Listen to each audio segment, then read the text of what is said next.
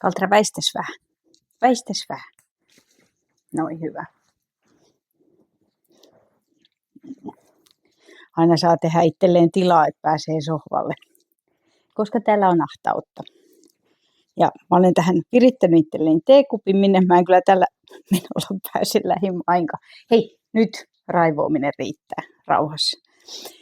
Joo, mutta asia. Hei vaan. Ja toivottavasti joulu meni rauhallisissa merkeissä. Ja oikeastaan tätä seuraavaa juhlaa odotellessani se on se syy, minkä takia halusin teille tänään jutella. Mulla oli ensin ihan semmoinen vähän hölmö ajatus, että mä juttelen teille uuden vuoden aattona, koska sen mä klassisesti vietän rauhassa koirien kanssa kotona. Näistä yksikään ei paukkuja pelkää, mutta silti en halua, että ne oppivatkaan pelkäämään. Eli en altista niitä millekään turhuuksille ja haluan olla niiden kanssa silloin.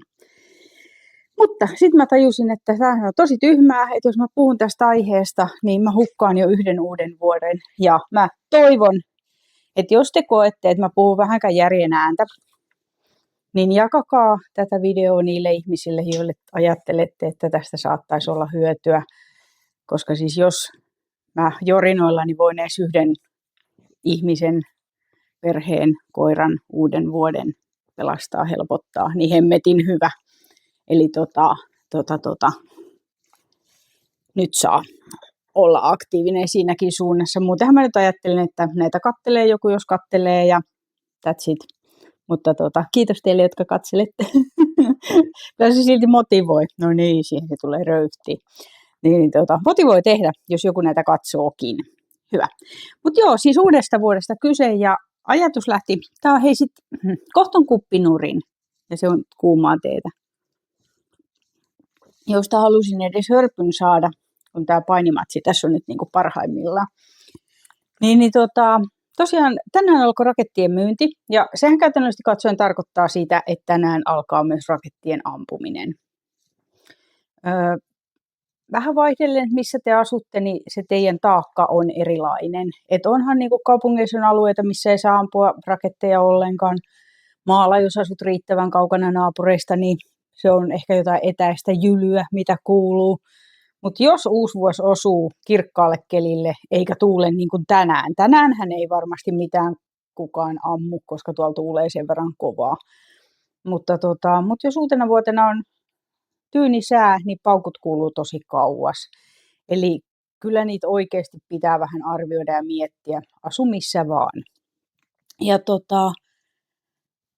joka uusi vuosi, varsinkin silloin kun mä olin vielä Facebookissa aktiivinen, niin olihan se surullista luettavaa, että kuinka monet koirat karkaa, katoo, niitä etsitään, ne pelästyy.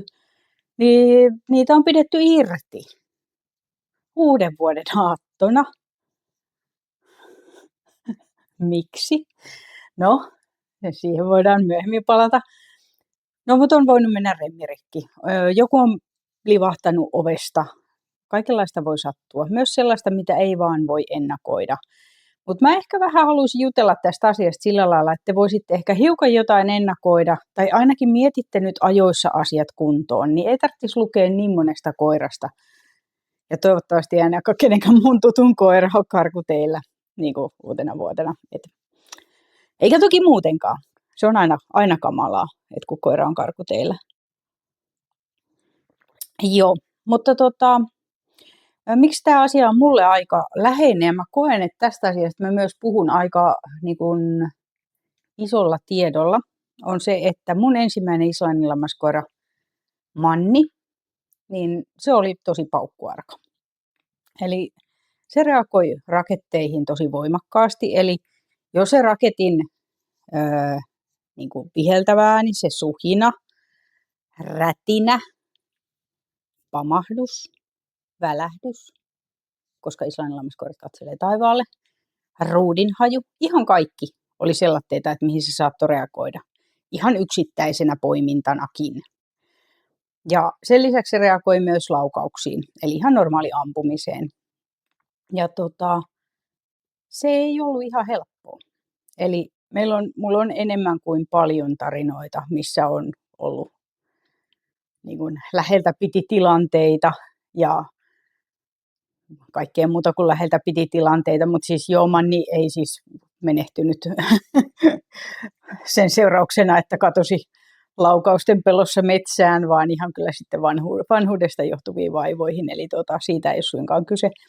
Mutta tosiaan siis Manni on esimerkiksi Tapanin, tai se oli itse asiassa, taisi olla joulupäivä, iltayö, kun mä vein sitä viimitteelle iltapissalle metsään, ja se oli mulla irti, eli oli 26. päivä, vai 5. Tapanin päivä, tai no joulu, ihan sama. Niin vein sitä mettään, ja kello oli ehkä puoliyö, mä olen iltaihminen, ja siitä joku pälli ampui raketin. Ja mä en katsonut sitä koiraa juuri sillä hetkellä, kun se raketti ammuttiin, vaan mä katsoin jonnekin muualle. Mulla ei ollut edes otsalampua, mä en asunut silloin tässä. Ja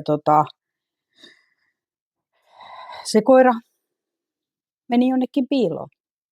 Mä olen metsässä, en kovin kaukana kotoota. Ja mun koira on mennyt jonkun kuusen alle piiloon. Mä tiedän, ettei se lähtenyt kauas. Ja mulla ei tainnut olla edes takkia päällä, tai ehkä just joku ohut takki tai villapaita heitetty niskaan ja paniikki päällä. Ja mulla on toinen koira, Charlie. Se oli Mannia vuoden nuorempi, mutta se ei pelännyt mitään eikä ketään. Niin se vaan nousi ihan silleen, että mä vaan, että no missä Manni, ja sitten katsoo mä just silleen, no missäs luulet, piilossa. Mutta ei se sitä vahingoskaan käynyt kuittaamassa, että no se on tuolla. Niin ei muuta kuin paniikissa hain apua ja lähdetään etsiä Mannia ihan systemaattisesti. Ja siis apua oli saatavilla ihan vierestä useampia mun sukulaisia perheenjäseniä ja huudellaan sitä siinä ja on se vaan vaikea hakea. Ja sitten mulla tuli mieleen, kun mä olin joskus aikaisemminkin sitä etsinyt vastaavanlaisesta tilanteesta, kun sille oli opetettu haukkuminen käskystä, niin sitten mä pyydän, että Manni sano. Niin sitten se haukahtaa yhden kuusen alta. Ja sitten vaan silleen, luojan kiitos. Se uskalsi tulla. Mä olin seissyt tosi lähellä. Se uskalsi tulla vasta, kun se melkein koski muhun. Niin siinä vaiheessa se uskalsi tulla mun luo. Se pelkäsi niin paljon. Se meni aina pommisuojaan. Eli jonkun alle, kun pamahti. Myöhemmällä iällä mä opetin sitä, yritin saada sitä aina tulee luokse, jos jossain pamahti. Koska siis uusvuosihan se oli tietenkin aina remmissä useamman päivän molemmin puolin. Ettei tällaista tapahtuisi, mutta sitä joulua mä en nyt vaan vielä odottanut ja olettanut ja kellokin oli tosi myöhä ja kaikkea. Mutta yritin opettaa silleen, että kun kuuluu tavallaan laukaus, että kun asutaan maalla, niin silloinhan metsästysaikaan niin kuuluu laukauksia ja niitä tulee ihan randomisti. Niin, niihin sitten opeteltiin erilaisia käytäntöjä. Että se oppi niin, että se tavallaan pysähtyi, että kun mä huusin odota, kun kuului laukaus odota ja lähdin juokseen sitä kohti ja kiinnitin se hihnaan, niin se pystyi jäädä yhden laukauksen jälkeen odottamaan. Mutta toinen laukaus, niin sitten sen jälkeen se lähti kotiin tai jonkun alle piiloon. Eli se halusi aina mennä jonkun alle pommisuojaan. Niin tämmöinen mulla on tausta. Ja tämän koiran kanssa elettiin sitten 13 vuotta. Eli kyllä siinä oli toinenkin kerta vähän jännittäviä hetkiä. Että ei ollut mikään helppo tie. Ja silloin tuli tietenkin paljon kaivettua tietoa ja edelleenkin tämä asia on mulla aika lähellä sydäntä. Ja olen tosi paljon kiinnostunut siitä ja tiedän oikein hyvin, että ääniherkkyys, tämmöisiin koviin ääniin herkkyys, niin se on tosi voimakkaasti perinnöllistä. Eli jalostukseenhan tällaisia koiria ei tietenkään kuuluisi käyttää, jolla on voimakasta reagointia ääniin. Ja Manninkin kohdalla niin mä voin sanoa, että sen emo tai isä niin ei kumpikaan mitenkään erityisemmin reagoinut ääniin. Emo ei ainakaan, se oli tosi vahva koira. Isää nyt en tuntenut ihan niin hyvin. Mutta silti sieltä nyt semmoinen taipumus sitten putkahti esiin ja Et ei se aina ole myöskään niin, että jos teillä on äänialtis koira, niin oi kasvattaja on ollut vastuuton, höpsis pöpsis. Ei, luultavasti ei ole ollut, toivon ainakin. Toki tiedän, että on kasvattajia, joita ei niin hirveästi puristele tällotteet asiat, mutta ainakin uskallan sanoa, että oman rotumi parissa ollaan aika kiinnostuneita kyllä tuosta luonnepuolesta. Että ei varmasti kukaan halua äänialtista koiraa jalostaa. Ja tai ääniarkaa. Ja tämä on siis yksi tärkeä asia, kun miettii koiria. Se, että äänialttius tai tämmöinen äänireagoiminen, niin se on yleensä tavallista paimenkoirilla. On sitä muillakin roduilla ja ihan yli roturajojen ja jopa metsästyskoirilla löytyy niin kuin paukkualttiutta. Ja sehän vasta vallatonta onkin, eli voitte kuvitella, että se ei ole nyt kauhean kätevää eikä näppärää. Ja mutta paimenilla se ehkä johtuu osittain siitä, että kun on jalostettu koiria, jotka reagoi tosi helposti käskyihin myös kaukaa. Border collieitahan ohjataan niin kuin pillillä ihan hirvittävän pitkiltä matkoilta. Ja mä luulen, että tämän tyyppiset niin kuin jutut, että kun on haettu semmoista tiettyä pehmeyttä sinne mukaan, että se koira on niin kuin ohjattavissa etäältä, niin se tuo, että se on ehkä limittynyt siihen se äänialttius. Mutta sitä suuremmalla syyllä sitä tietenkin on niin kuin näissä roduissa silmällä pidettävä, koska ei sen kanssa elämä helppoa ole. Mä luulen, että ihan kaupungissa voisi olla jopa helpompi elää kuin maalla, koska kaupungissa sitten ehkä tämmöinen altistuminen näille pamahduksille on lähinnä just uusivuosi. Ja nyt kun on niitä kaupunkeja, jotka on kieltänyt kokonaan rakettien ampumisen, niin nehän on itse asiassa aika turvallisia alueita jollain tasolla. Mutta tietenkin aina pitää muistaa, että vaikka joku asia on kielletty, niin se ei tarkoita, etteikö sitä tapahdu. Eli aina järkipäässä pitää olla, eikä kannata tuudittautua mihinkään. Ja maallakin, niin vaikka sen naapuri ei olisi ikinä ampunut raketteja, niin hei, mistä tiedätte, että sille tulee, vaikka niillä on juhlat ja siellä ammutaankin sen kerran oikein kunnolla raketteja. Että ei kannata ajatella, että hei, kun mun naapuri ei ole ikinä ampunut, niin se ei tarkoita sitä, etteikö se ikinä ampuisi. Eli näitä. Entä sitten, kun monet sanoo, että no ei se ollut pentuna ääniarka. Että se pelästyi ihan hirveästi, kun se oli 2-vuotias. Että sinä uutena vuotena joku ampui raketin kohti tai pamahti niin lähellä tai tippui lumet katolta niskaan ja siitä kuului semmoinen kova ääni. Niin joo, voi olla, että yksittäinen pelästyminen, ja tiedänkin tapauksia, missä yksittäinen pelästyminen on altistanut niin kuin pelokkaalle käyttäytymiselle tiettyyn ääneen liittyen. Mutta pitää myös muistaa, että tämmöinen geneettinen ääniarkkuus niin usein nousee pintaan, kun koira on 2-vuotias. Eli ei suinkaan ihan pikkupentuna. Joo, voi olla ihan pikkupennustakin asti, mutta ei ole ollenkaan tavatonta, että se alkaa 2-vuotiaana. Miten se sitten voisi erottaa siitä, että koira on pelästynyt jotain ääntä tosi paljon ja niin kuin oikeasti pelästynyt, koska kyllä sellaista oikeasti sattuu. Että jos vaikka ukkonen iskee ihan viereen, niin se on ihan saletti, että kyllä siinä voi olla niin sanotusti pissat housussa ihan niin kuin hiinan molemmissa päissä. Ja varmaan hetken aikaa koira säpsyy tiettyjä juttuja. Mutta tämmöinen yksittäinen pelästyminen, niin sitä voidaan helpommin mun mielestä niin kuin pois opettaa. Eli tavallaan kun lähestytään tämmöistä uhkaavaa ääntä, niin se niin kuin pikkuhiljaa ja vaikka namin kanssa, niin sitä päästään niin kuin pois opettaa, niin mä kokisin, että semmoinen ei ole niin kuin sitä perinnöllistä ääniarkuutta, koska se perinnöllinen ääniarkuus, niin se ennemminkin vähän niin kuin yleistyy. Eli ensin on pelätty raketteja, sitten aletaan pelkää laukauksia, sitten pelätäänkin jo ukkosta.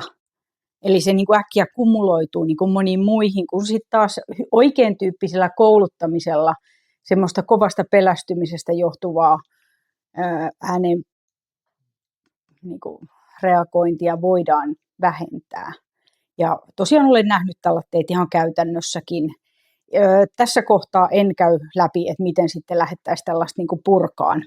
Mutta se, että aina kun koira on pelästynyt ja lähdetään purkaan tämmöistä pelkoon liittyvää käytöstä, niin kannattaa konsultoida osaavaa koirankouluttajaa, koska ettei vaan pahenna tilannetta. Että se semmoinen ajatus, että no paukutellaan vaan niin paljon, että kyllä se siinä tottuu, niin se ei vaan sitten pelitä. Vaan että kyllä siinä pitää mennä varovasti ja fiksusti eteenpäin. Eli siinä käyttäkää, olkaa kilttejä, käyttäkää ammattilaisia apuna. Tai ainakin sellaisia koiraosaavia ihmisiä, joilla on pitkä tausta tämän tyyppisistä hommista. Eihän tämä tee ollutkaan niin hyvä idea. Mähän on ihan hiljaa. Ja sitten kun tässä ei oikein tapahdu mitään, koska mopet on ulkoillut tänään, niin täällä on aika rauhallista. Tälleen meillä ollaan kotona yleensä sisällä aika pitkälti. Kyllähän meillä vähän koirat leikkii leluilla, mutta tosi paljon on niin kuin näin rauhaksi. Ja mun koirat on tällä lailla uutena vuotenakin nykyään. Mutta niin ei ole ollut aina. Eli osaan nauttia tästä. Mutta hei, nyt ollaan silti, tämä on 27. päivä, eli ehkä kai. Niin emme ole siis vielä ihan uudessa vuodessa. Joo. Sitten, mikä voi myös muuttaa ääniin niin kuin suhtautumista, voi olla sairaudet. Eli jos koiralla on vaikka kipuja, niin sitten siihen, jos yhdistyy joku kova ääni, niin se voi ruveta pelkäämään niitä ääniä. Taas se on vähän sellaista, että siitä ehkä jos saadaan se kiputila pois, iskin mikkiä, kuuluu varmaan hassu ääni, niin voisin kuvitella, että siitä tavallaan, että jos se kipu saadaan pois, niin sen jälkeen se äänikin voidaan sieltä niin kuin taas saada niin kuin normileveleille. Mutta muistan, että joku kertoi mulle aikana, että sen luppakorvaisella koiralla, metsästyskoiralla, oli sorsan metsästysaikaan, niin tuli korvatulehdus tietenkin kun ui. Ja sitten korvat ei tuuletu kunnolla, kun on raskaat painavat korvat, niin sitten se oli ollut korvatulehdus ja oli pelästynyt ampumista. Ja se kyllä niin kuin heijasteli kai ihan jonkun aikaa se ongelma. Mutta saivat sen homman kyllä mun mielestä kuosiin. Eli semmoinen voi tehdä niin kuin tilapäisesti. Sitten se, minkä mä olen huomannut, mikä oli niin kuin hauska ilmiö, niin hyvin vahvatkin koirat, kun niillä alkaa kuulo alenemaan, niin ne saattaa ruvetakin reagoimaan laukauksiin tai raketteihin. Ja mä itse olen itselleni selittänyt tämän näin, että kun se maailma alkaa olemaan, olisi karvoja nenässä, niin maailma alkaa hiljeneen ympäriltä. Niin sitten tavallaan mä veikkaan, että se on niin outoa, kun sinne äänettömyyteen tai semmoiseen tasaiseen kohinaan, niin yhtäkkiä joku ääni tuleekin läpi. Niin sen takia ne säpsähtää ja ne saattaa olla vähän silleen, että no mikäs toi oli, vaikka se koira ei olisi koskaan aikaisemmin niihin ääniin reagoinut. Niin se on semmoinen vaihe, missä voi tulla, mutta ne on harvoin mitenkään kauhean niin kuin hysteerisen pelokkaita, vaan ne on enemmänkin sellaisia niin kuin vähän satteita, että oho, mikä se oli? Ja jää niin kuin vaan silleen pyöritteleen silmiä, että no joo, aikamoista.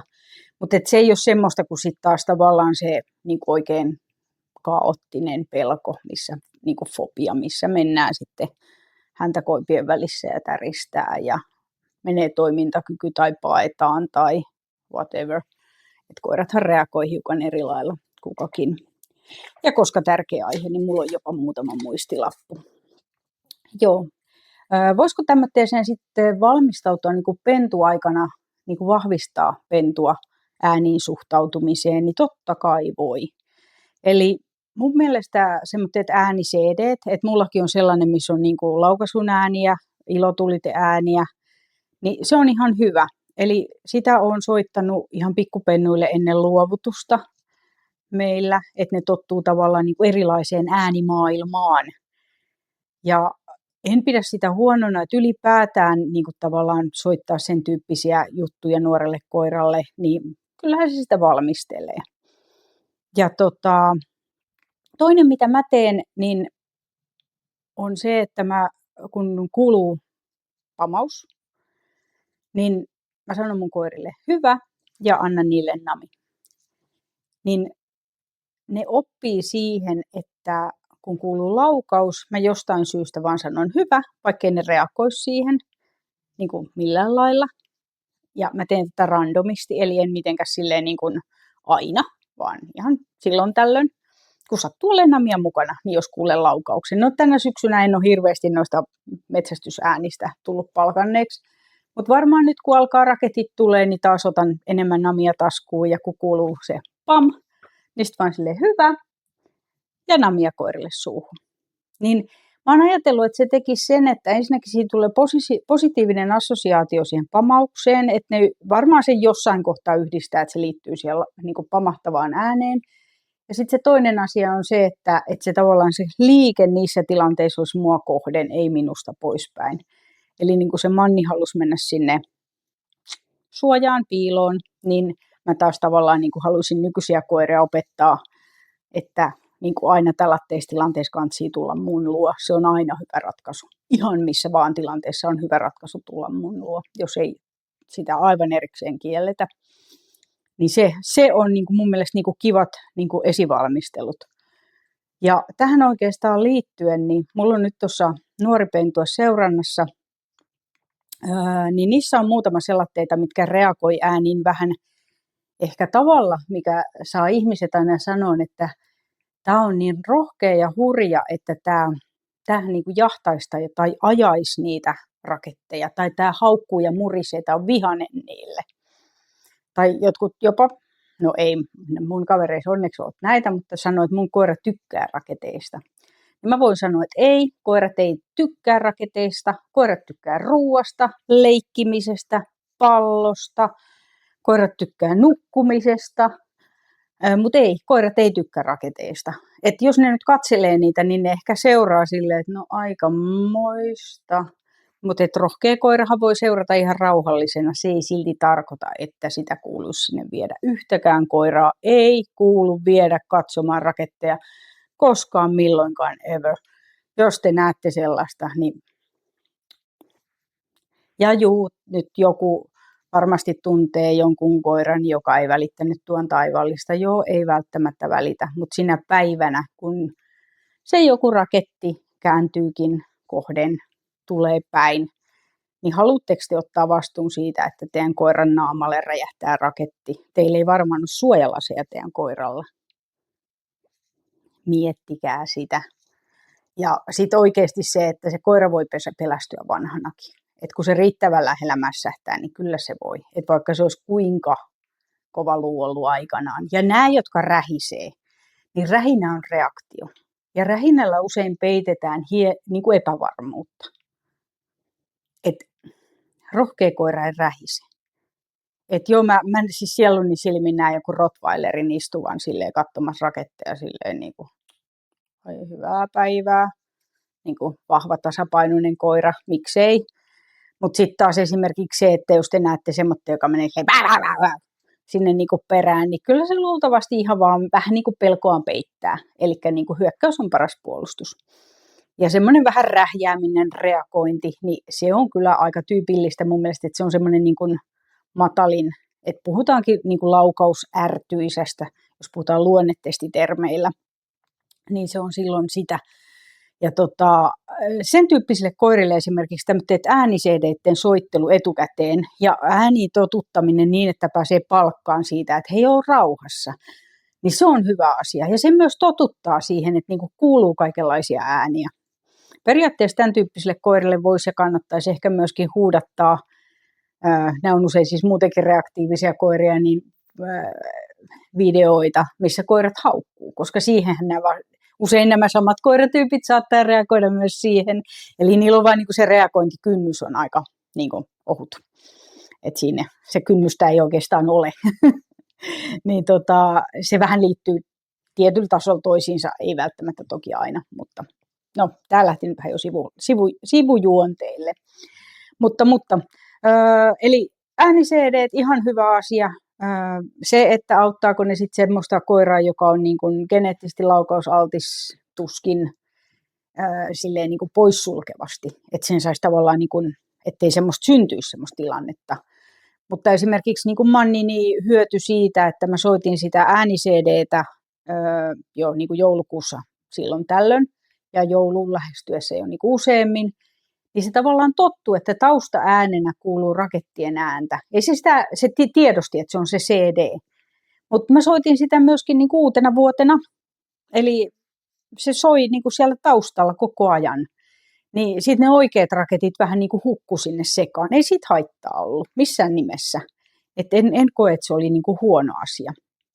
Ja siis tämmöinen äänialtis koira, niin mä väitän, että se fobia joko kehittyy pahemmaksi tai paremmaksi paljolti myös siitä, että kuinka paljon niitä oikeasti pelottavia altistuksia tulee.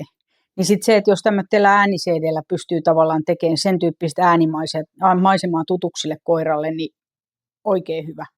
Lämpimästi suosittelen. Missään nimessä siitä ei ole haittaa. Paitsi joo, jos se koira oikeasti pelkää myös sitä CDtä, niin silloin te soitatte sitä liian lujaa. Teidän on oikeasti vähän laitettava volyymiä alas ja mietittävä, että miten sitä asiaa lähestyä. Ja jos se koira on tosi pelokas jopa tämmöiselle ääniseedeelle ja reagoi tosi voimakkaasti ja aggressiivisesti, niin sitten kannattaa myös aina kysyä joltain, jolla on niin kuin koirakokemusta. Ihan varmasti kaikkien tuttava piirissä löytyy sellaisia ihmisiä. Eli voi valmistautua etukäteen. Oikein hyvä. No mitä sitten, millä sitä voi suojata? Mä jo vähän sitä tuossa sivusinkin, mutta ehdottomasti se, että kun tiedetään, että se sotatila alkaa kello 6, niin kuin oikein todenteolla, niin siihen mennessä koirat on lenkitetty väsyksi. Että sitten ei tarvitse mennä enää ulos. Pentukoiran kanssa, joka on siinä, että onko se sisäsiisti vai ei, niin mua ei haittaisi pätkääkään, jos mun koira pissaisi sinä iltana sisään. Että sitten me päästäisiin sen ulos vasta ehkä 1-2 aikaa yöllä. Riippuen vähän missä asuu, että minkälainen se meininki on. Mä asun sen verran syrjässä, että mä käytän mun koiria yleensä jossain 90 aikaa, kuulostelen, että okei, nyt on vähän rauhallisempaa. Kun niistä ei yksikään pelkää, niin ne on mulla tiukasti hihnoissa ja me käydään pissalla tuossa ulkona. Mutta kuitenkin se on siinä tulee usein semmoinen vähän vaihe, mutta ne ei tosiaan välitä. Jos niistä yksikään vähänkään lähtisi niinku kuulostelemaan asiaa, niin me tultaisiin välittömästi sisään. Ja ne on todellakin siis aidatulla pihalla hihnassa. Eli se suojaus, niin se on kaiken A ja O. Jos meillä on pelokas koira, niin sitä ei vaan viedä ulos. Se pissaa kakkaa sit sisään. Sille voi laittaa niin kuin jotain sanomalehteä, koittaa katsoa, että jos se näyttää, että se olisi niin kuin pissahätäinen, mutta ei se yleensä, ei ne halua edes ulos. Että sen kanssa on vaan niin kuin sit se yksi yö mentävä. Sisällä kannattaa pitää kodinkoneita päällä. Ne on yleensä se semmoinen huriseva ääni, tekee semmoista kivaa taustaääntä, mikä on niin kuin tasasta ja mukavaa. Televisiot päälle, radiot päälle. Ihan hirveän kovaksi mun mielestä volyymitaso ei kannata nostaa, jos ei sitä elämässä muutenkaan ole. Mutta silleen, että niin, että ne yksittäiset jutut hukkuisi sinne niin kuin äänimassaan. Mutta pahahan se on sitten, jos se puhutaan vaikka puolitöin jopa täällä meillä, vaikka tässä ei nyt ihan lähellä ei ammuta, niin kyllä täällä niin kuin sisälläkin kuuluu ihan jonkun verran sitten siinä puolen yön hujakalla ja 6 aikaan, kun tulee se ensimmäinen lupa ampua, niin silloin on ensimmäinen, niin kuin, milloin kuuluu sisään. Ja mulla on täällä aina aikaa jo, ja tänä vuonnakin mulle tulee yksi koira hoitoon, joka pelkää raketteja, niin sitten mulla on paljon muuta ääntä tässä, niin se mahdollisimman paljon hukkuisi se ääni sillä hetkellä, mutta sitten taas tavallaan siinä väliaikoina, niin mulla ei tänne sisälle ihan hirveästi kuulu, että on aika rauhallinen paikka sitten niillekin, joilla on niitä niin kuin vaivoja tämän asian suhteen. Ja tämäkin koira, joka mulle tänne tulee, niin hänellä on rauhoittava lääkitys. Eli Sileo-tyyppinen tämmöinen geeli annetaan niin kuin sitten kun alkaa näyttää pahalta. Mutta sekin on niin kurja koira siinä mielessä, että sille ei ole se, että tuossa päivällä kun tulee yksittäinen pamaus, ja niitähän tulee pitkin päivää, niitä tulee edellisenä päivänä, niitä tulee seuraavana päivänä, niin se lähtee. Se tulee onneksi niin kuin halu sisään, mutta ei ole tietenkään myöskään irti mulla silloin, eli se on koko ajan fleksissä ja aidatulla alueella. Eli myöskin tätä suojausta. Eli älkää tuudittautuko mihinkään selatteeseen, että no mulla on tässä aita. Ja se on aina pysynyt tässä 40 senttiä korkeassa aidassa. Jos se oikeasti pelästyy, ei se välttämättä pysy. Ja sitten ei naurata. Eli ne uutena vuotena karanneet koirat, niin niiden etkiminenhän on aina kaikkein kamalinta, koska ne pelkää. Ja se on niin kuin hirveä yhdistelmä, että se koira on yksin, se pelkää ja on yleensä aina vielä kylmä. Nyttenkin on luvattu, että tulee ihan pakkasyö tai pakkasöitä siinä, että ei ole todellakaan se hetki, milloin kannattaa hukata koira. Eli nyt katsotte, että on pannat riittävän tiukalla, valjaat niin, ettei niistä varmasti pääse pujottautumaan läpi silleen takakautta. Kattokaa remmit, että on kunnossa. Jos tuntuu siltä, taluttakaa 2 remmillä, 2 pannalla, varsinkin niitä oikein arkoja koiria, niin niiden kanssa niin tupla hihna ei ole niin kuin mitenkään huono vitsi. Aidatulla alueella hihna perässä. Eli ei irti. Ei. Ja irti en pitäisi hirveän kovinkaan helposti siis minkäänlaisia koiria niin kuin siinä niin kuin sanotaan uutena vuotena, siis se 31. päivä. Et sen verran paukkuja tulee, että jos nyt ihan sitten lähtee jonnekin mettiin koluaan, niin ehkä sitten. Niin, mutta kyllä olisin tosi varovainen. Ennemmin liian varovainen, koska siis päivä tai 2 elämässä, että se koira on pikkusen enemmän niin kuin tupla varmistettu, tupla kiinnitetty, niin ei ole keltään mitään pois, mutta se on pois, jos se koira on karkuteillä. Ja hyviä vinkkejä mulla, koska olen elänyt laukosalttiin koiran kanssa, niin mä voin sanoa, että kun uutena vuotena oikein paukutellaan, niin ensimmäinen päivä, kun lähtee aamusellaan kuulkaa liikkeelle, niin on ihan rauhallista. Pääsääntöisesti voi sanoa, että jos 8 jaksaa nousta ja lähteä lenkille, niin juurikaan silloin ei paljon ole ampujia. Eli ne, jotka ampuu, ne yleensä myös nukkuu. Joitain poikkeuksia voi olla, mutta tähän voi melkein luottaa. Eli aamu on hyvä aikaa. Tehkää pitkiä lenkkejä silloin, tehkää lyhyempiä lenkkejä päivällä, jos teillä on jo äänille altistunut koira tai arka. Koirat, jotka ei reagoi, niiden kanssa kannattaa liikkua pitkin päivää mahdollisimman paljon niin, että ne olisi illalla tosi väsyneitä. Ja mä aina annan kyllä myöskin jotain namia.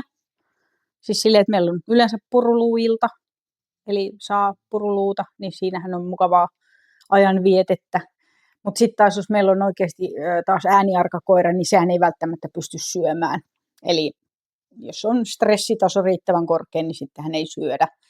Et voin sanoa, että meidän Mannille esimerkiksi olisi voinut tarjota possunkorvaa, mikä oli kuitenkin se herkkua.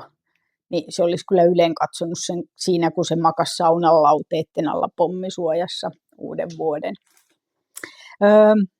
No miten sitten aina tulee myös näitä, että koira livahtaa ovesta, niin se nyt on se päivä, että jolloin ei sit livahdeta ovesta. Et silloin on aina mietittävä, että jos on vaikka vieraita, niin kannattaako laittaa niin, että pyytää, että aina laitetaan vaikka joku väliovi kiinni niin kuin ulko-oveen nähden tai koiraportti kiinni. Tai jos on vaikka niin kuin mulla on kuisti, niin että laittaa myös kuistinportti kiinni.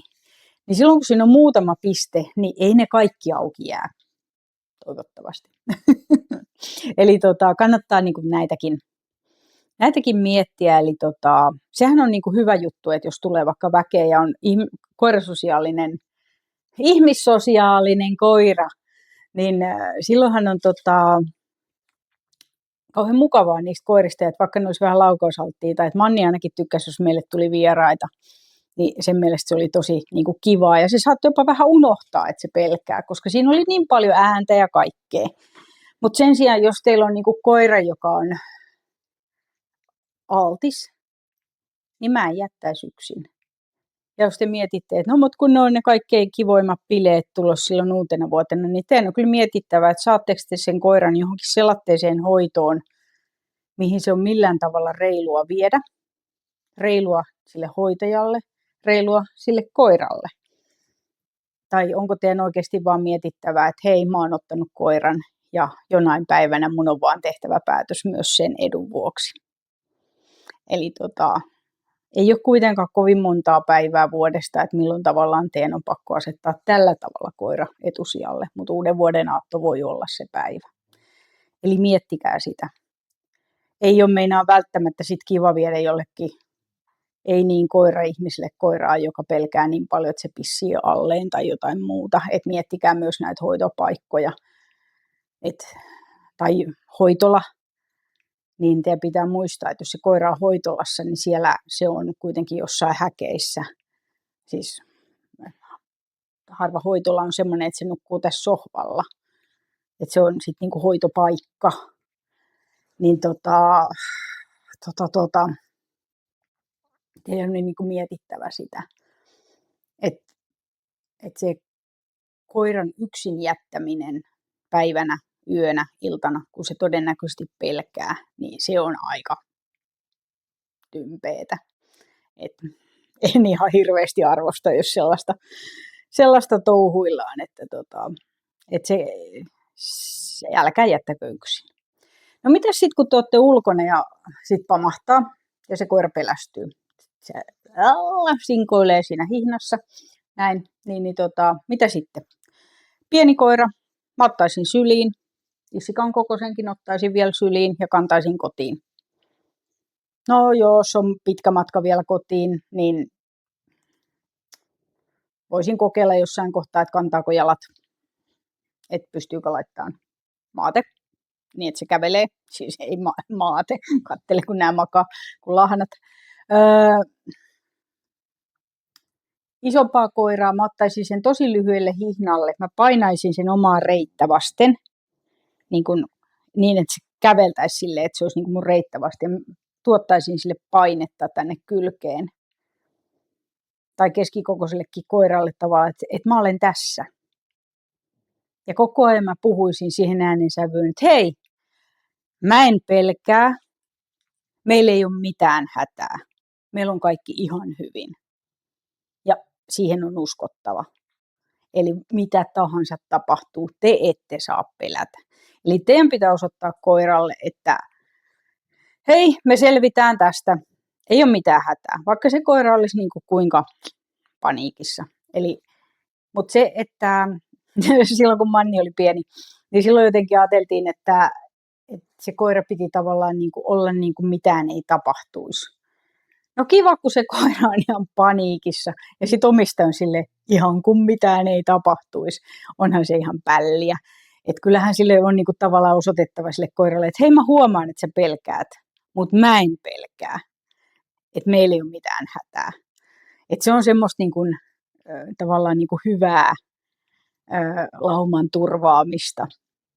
Ja sitten tosiaan vaan niin kuin mahdollisimman nopeasti sisään ja suojaan. Tai autoon tai mitä ikinä.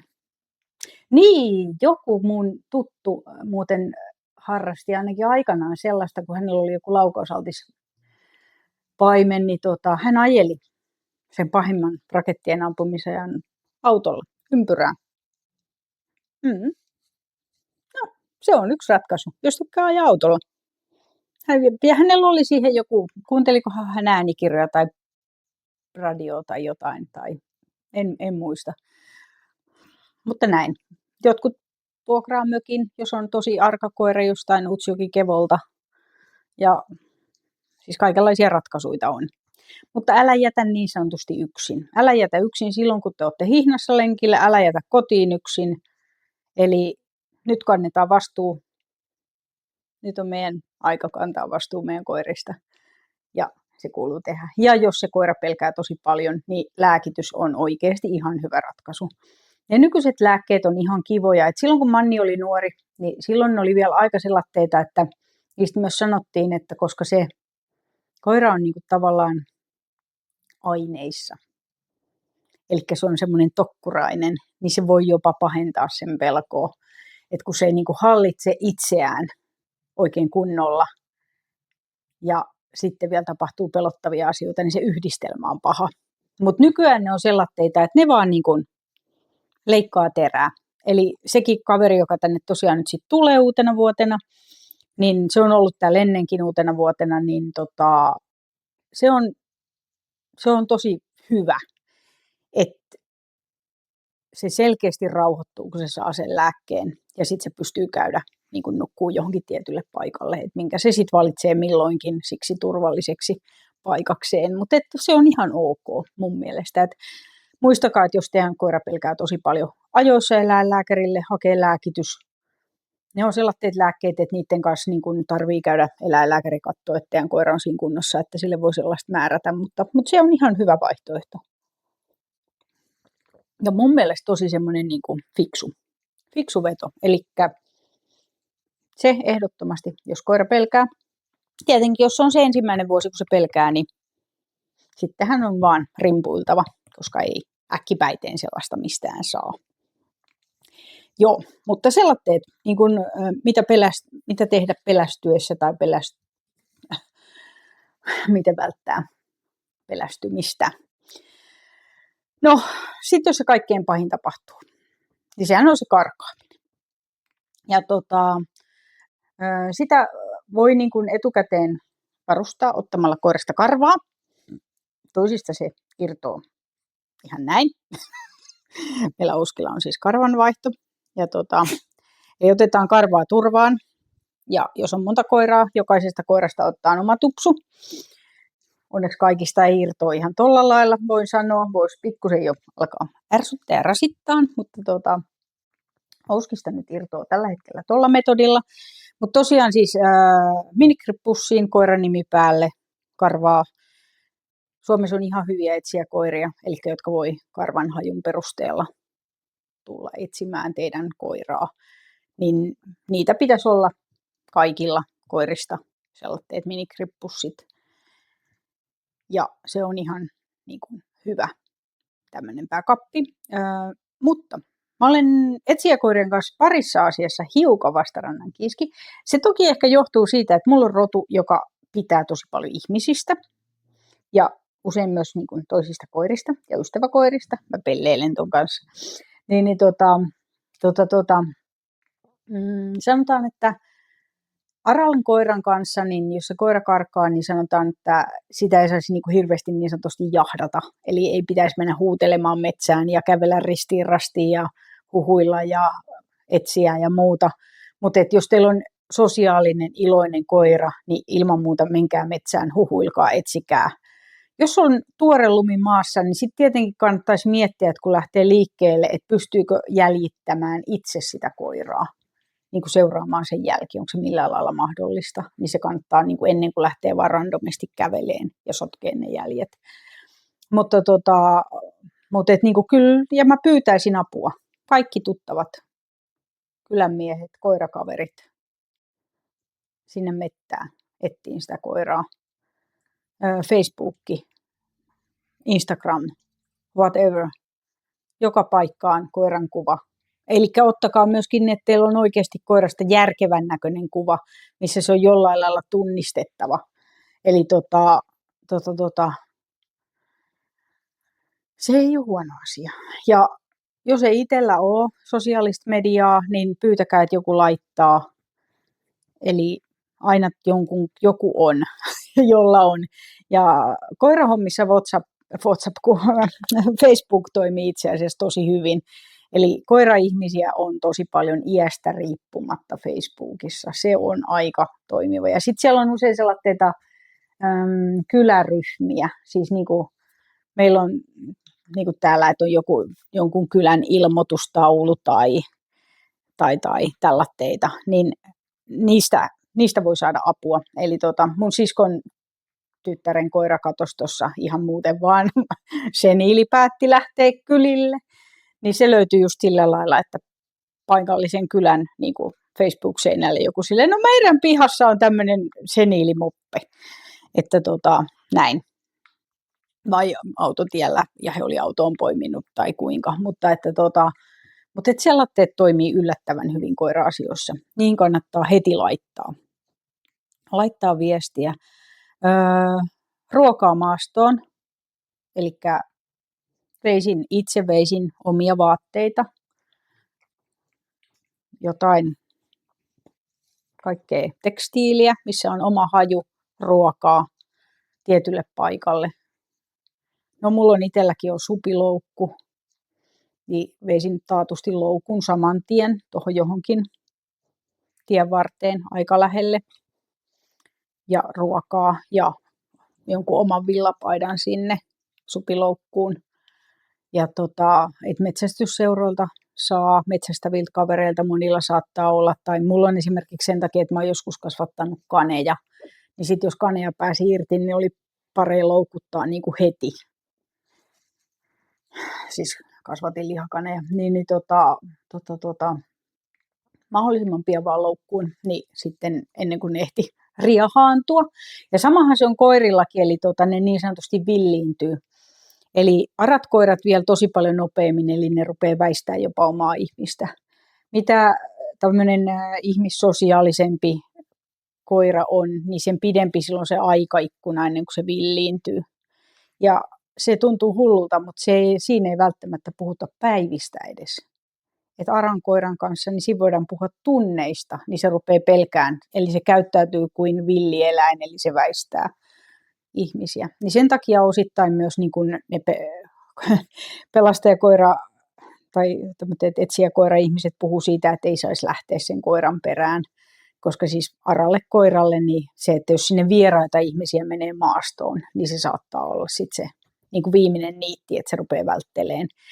Et siinä pitää arvioida, ymmärtää se oma koira. Mutta esimerkiksi niin kuin islannin lammaskoiran kanssa, tai vaikka joku kultainen noutaja, labradorin noutaja, tosi monet seurakoirarodut, jotka on siis semmoitteita niin kuin syliin tunkevia myös vieraalle ihmiselle, niin ne on sellaisia, että voi lähteä niin kuin tutut ja kylänmiehet etsimään.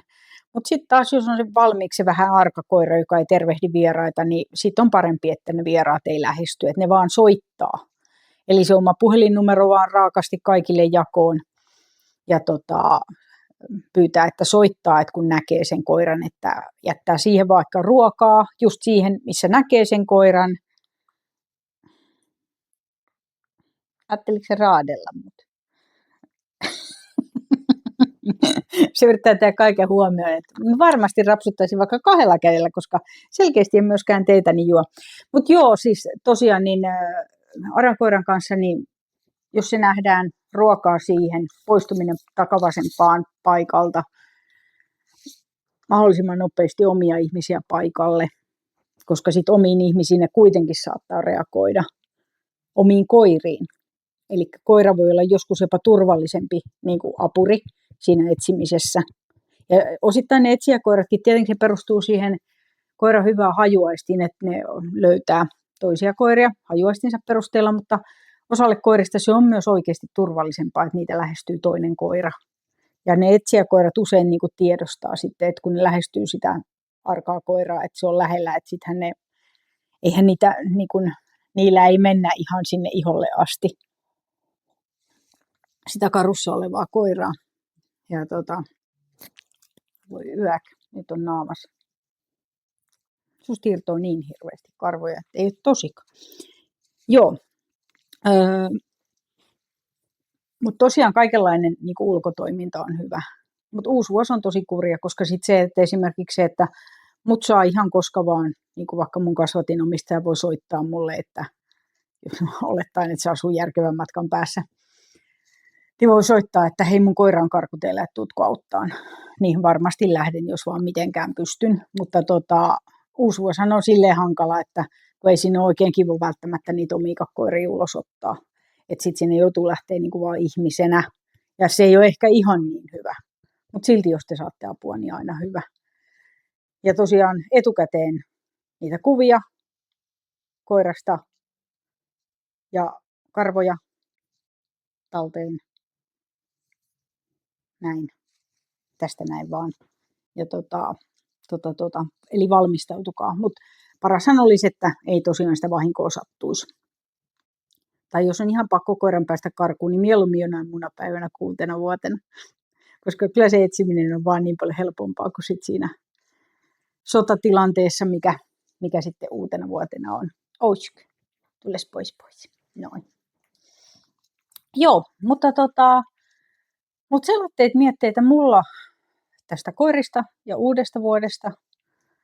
Että miten mieltä on Ousk? Niin, voisiko sanoa, että edelleenkin muistakaa ne possunkorvat, puruluut, kaikki namit ja muut hörpötykset, että on niinku riittävästi virkettä illalla sisällä. Ja ajoissa ulos, paljon lenkkiä. Lähtekää vaikka retkelle. Me ollaan itse asiassa käyty tosi monena uutena vuotena retkellä jossain uudessa paikassa. Siis paikalla niin lähellä olevia luonnonsuojelualueita, koska niissä on aika kiva käydä usein niin kävelemässä. Ja siellä on itse asiassa tosi paljon muutenkin koira-ihmisiä silloin. Uuden vuoden aattona on tosi paljon koira-ihmisiä tuolla paikoissa liikkeellä. Hassu juttu. Mutta selatteessa niin tekee jonkun 12 kilometrin pikkuvaelluksen päivällä, niin kyllä siinä sitten kaikki on illalla ihan kummastikin rauhallisempaa settiä. Niin siinähän se ilta mukavasti menee televisio kattellessa tai kuka nyt mitäkin. Mä hetken mietin, että olisiko mä kutonut tässä samalla, kun mä puhun teille, mutta sitten mä ajattelin, että no ei siitäkään mitään tule, eikä olisi tullut. Niin, kun ei tullut teen juomisestakaan. Mutta pitäkää koiranne turvassa, viettäkää silti iloinen ja hauska uusi vuosi. Älkää pahoittako mieltänne siitä, että ihmiset ampuu raketteja, koska ne nyt vaan joka tapauksessa ampuu raketteja. Ja ne ampuu niitä myös silloin, kun ei pitäisi. Ja mä tiedän, että se ärsyttää. Mutta yrittäkää silti vaan niin kuin kävellä sen yli. Tämä vaan pitää kestää. Ja juu, ei ole naurattanut itseäkäs silloin, kun on se tosi arka koira. Ja kun se on viikon niin, että joudut aina miettimään, miten tämän saa edes pissalle. Että eihän se hauskaa ole. Ja te, jotka ammutte raketteja ja teidän koira ei pelkää, mietitte, että no, kylläpäs mä nyt hössötän. Niin en kyllä hössötä. Että kyllä se on aika todellinen ja iso asia ja iso pelko. Että myöskin jos teillä lähipiirissä raketteja ammutaan, niin kun lähestyy silleen kauniilla tapaa, että ei sano vaan, että ai kamala, kun on hirveitä, kun sä ammut raketteja, että ootpa se tyhmä ja idiootti. Vaan että silleen, että aijaa, että teilläkin ammutaan raketteja, että toivottavasti muistatte ampua silloin 6 ja 12 välillä. No toikin oli aika paasaavasti sanottu, mutta kyllähän sitä asiaa voi niinku puhua hirveän monella tapaa. Niin se, että usein semmoisella positiivisella tavalla lähestymällä, niin voi saada ihmisille asioita paremmin perille. Ja sehän olisi niinku jo aivan loistavaa, että jos kaikki ampuisi vaan silloin, kun se aika on. Niin eihän se 6 tuntia, vai 8. 6-2, kohan sitä saa ampua. No kuitenkin. No siis silleen, niin eihän se nyt ole maailmanloppu. Eikä se olisi hankalaa edes niille ihmisille, joilla on tosi paukkuarka koira. Että kyllä sen pystyisi järjestämään. Niin se olisi jo ihan loistavaa. Mutta pitäkää koirat turvassa. Kiitos, jos jaksoit kuunnella. Kuten mä epäilinkin, kyllä tästä taas aikaa meni, kun mä höpöttelin. Mutta palataan ensi vuonna. Eli oikein hauskaa uutta vuotta 2026. Nonni, moikka!